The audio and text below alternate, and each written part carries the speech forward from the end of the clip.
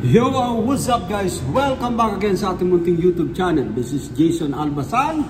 Isang mapagpalang araw para sa ating lahat. Kumusta po sila? Kumusta ang buong pamilya?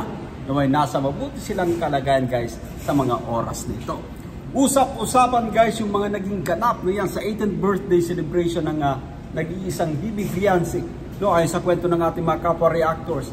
Crowded, full of surprises guys to yan. At anyway, nag-extend pa nga daw po, no? Nag-extend pa nga daw po ng table and chairs so yan, sa labas mismo para ma-accommodate.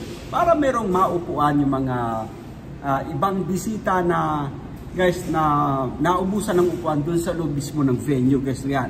At ayon pa sa kwento ng mga kapwa natin reactors guys yan, yung 18th birthday ito ni Bibi Fiancé guys, I think isa sa pinakamalaking kumbaga ganap. Ibig sabihin guys, in terms sa celebration, no? Guys, kitang-kita naman po natin yung venue guys. No? Malakasalan actually yung kumbaga datingan. Sobrang napakalaki, no?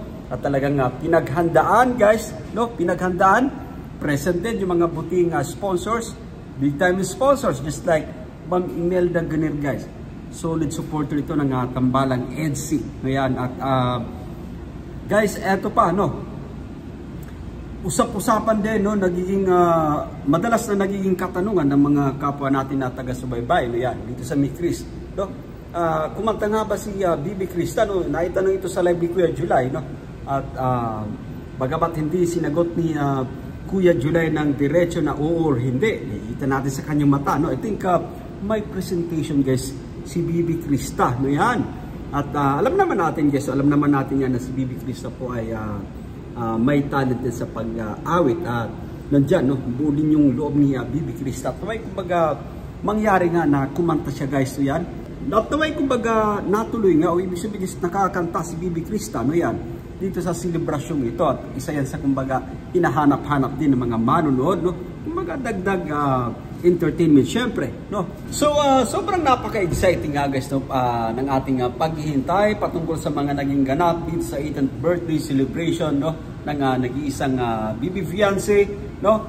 Maraming I think mga souvenirs na na-receive din yung mga attendance doon, yung mga visitors syempre kasi yan sa mapanig ng mundo syempre.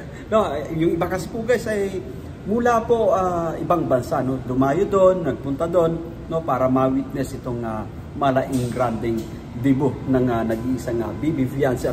Mamaya na po actually yung vlog na yan, mag-abang tayo naway may upload ni Kalinga Prab the usual time no, alas 8 ng gabi or 8:30 ng gabi Pilipinas time po yan no.